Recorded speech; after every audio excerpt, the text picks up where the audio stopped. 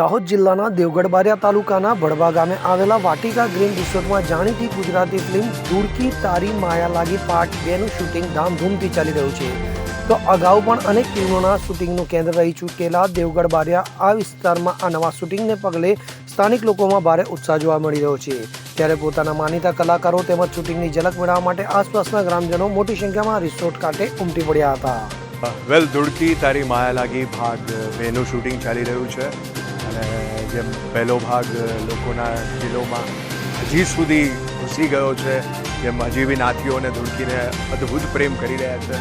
એટલે પ્રચંડ લોક લાગણીને માન આપીને અમે લોકો એ જ સેમ ટીમ, એ જ ધૂળકી નાથીઓ, એ જ અમારા નિર્માતા મગન ચૌહાણ, લેખક અને દિગ્દર્શક કેશવ રાઠોડ, મનુ ઝાલા, અમર વ્યાસ, આખી ટીમ ફરી એકવાર ધૂળકી પાર્ટ 2 લઈને આવી રહ્યા છે.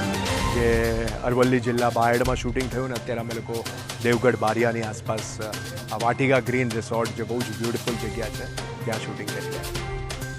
જાબીર શુક્લા સાથે CN24 ન્યૂઝ દેવગઢ બારિયા. હવે જુઓ દેશ દુનિયાની તમામ ખબરો તમારી આંગળીના ટેરવે.